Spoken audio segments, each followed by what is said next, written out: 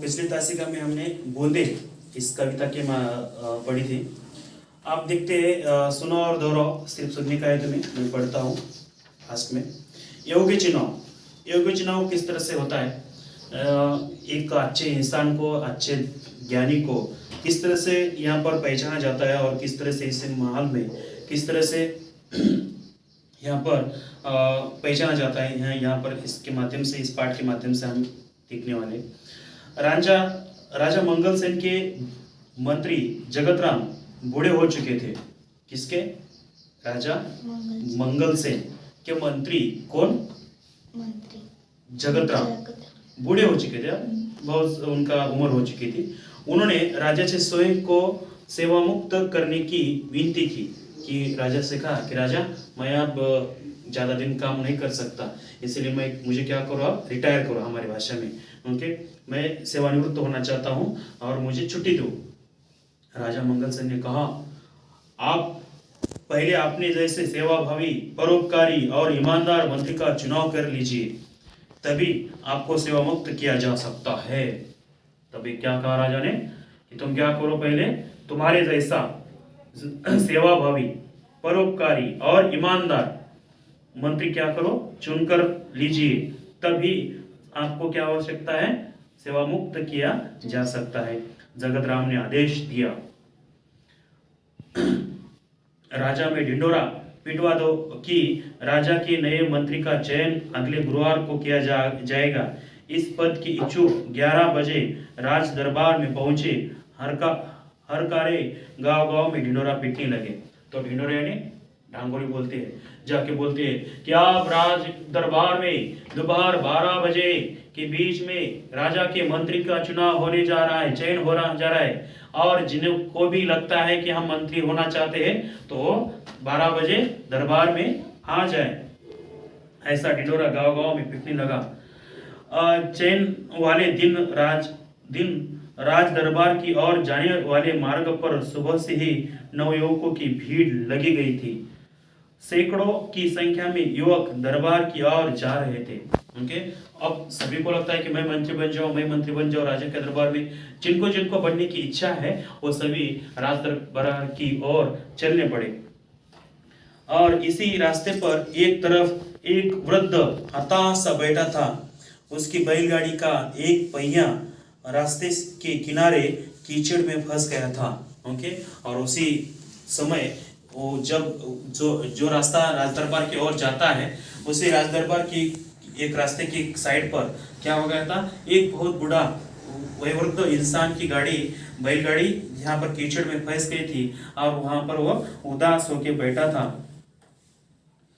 और उसकी बैलगाड़ी एक का पहिया रास्ते के किनारे कीचड़ में फंस गया था। वृद्ध ने कई बार पहिया कीचड़ से निकलने की कोशिश की पर असफल रहा। मंत्री पद के अनेक उम्मीदवारों ने राज दरबार में जाते समय यह दृश्य देखा, पर किसी ने भी वृद्ध की सहायता नहीं की। ओके, और सभी जो लोग यहाँ पर मंत्री बनने के लिए जा रहे थे, सभी ने उसको देखा, उस वृद्ध को, बैलगाड़ी की जिसका पहिया उस कीचड़ में फंस गया था, लेकिन किसी ने भी सहायता नहीं की। और उम्मीदवार की योग में एक था कर्मवीर, और उसी में से जाने वाला एक आदमी था, एक उम्मीदवार था, उसका नाम था कर्मवीर। कर्मवीर निर्धन परिवार का प्रतिभाशाली नवयुवक था। वह तेजी से राज दरबार की ओर जा रहा था। उसी समय बैलगाड़ी वाला वृद्ध एक बार फिर पहिया कीचड़ से बाहर खींचने का प्रयास कर रहा था। यह दृश्य देखकर दरबार पहुंचने की चिंता न करते हुए कर्मवीर सीधे कीचड़ में उतरा और जोर लगाकर उसने बैलगाड़ी का पहिया कीचड़ से बाहर निकाला। वृद्ध ने उसे ढेरों आशीर्वाद दिए, फिर इनाम में कुछ रुपए देने चाहे, पर कर्मवीर ने विनम्रता से मना कर दिया। ओके, और वो भी कर्मवीर उस दरबार की ओर जा रहा था, लेकिन अब देर की वजह से, देर का मुझे जाने के लिए विलंब हुए ये ना सोचते हुए कर्मवीर सीधा उस बैलगाड़ी के उस पहियों को जाकर उठाकर उस बैलगाड़ी को बाहर निकालने का प्रयास किया और निकाल कर दिया।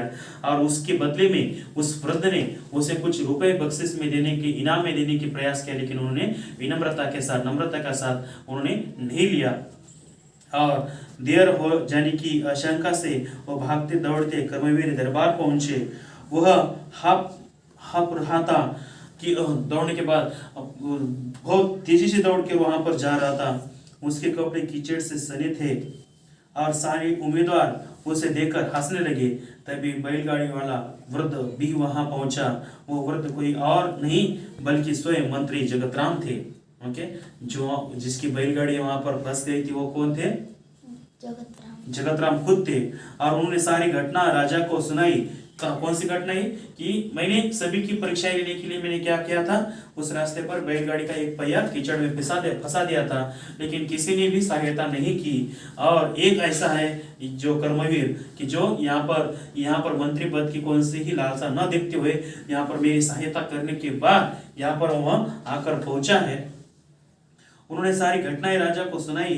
फिर जगतराम ने राजा से कहा, महाराज, कर्मवीर में वे सारे गुण हैं जो राजा के मंत्री के लिए आवश्यक है।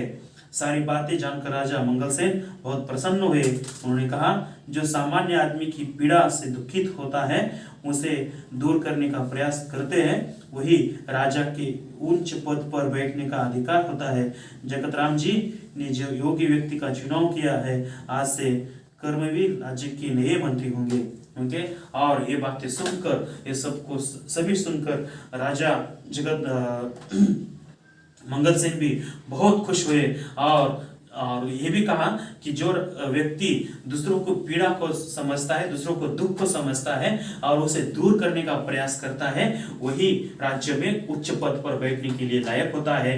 और आज से जिन्होंने जगतराम जी ने जिस व्यक्ति का यहाँ पर चयन किया है, चुनाव किया है, और वही आज से हमारे राज्य के नए मंत्री होंगे और हमारे सभी कारभार संभालेंगे, ऐसा और राजा मंगलसेन ने जगतराम जी से कहा। आज से कर्मवीर ही हमारे राज्य के नए मंत्री होंगे, ऐसा सुधा शर्मा जी का ये लिखा छोटा सी कहानी यहाँ पर हमें बताइए। उसके आगे है कश्मीरा। क्या है उसकी पठन करो, कश्मीरा के बारे में। उसके बाद पहचान हमारी, उसको चित्र निकाल कर सभी को देखो। ये हाँ, उसके नाम, उसके अक्षर, उसके जो भी है देखो और सुनो, उसको भी चित्र लगाकर यहाँ पर तुम्हें पढ़ाई करना है। तो अगले तासिका में हम लेंगे पेटुरा। ओके, तो ये पेज नंबर हमारा क्या क्या हो गया, 5, 6, 7, 8, 9 तब तुम्हें खुद लिखकर सब कुछ चित्र के माध्यम से पढ़ना है और पढ़कर लिखना है और याद भी करना है। ये सब कुछ तुम्हारे लिए है। और अगली तासिका अगले संडे को हम लेंगे पेटुरा के बारे में। ओके, तब तक हमारा नमस्कार।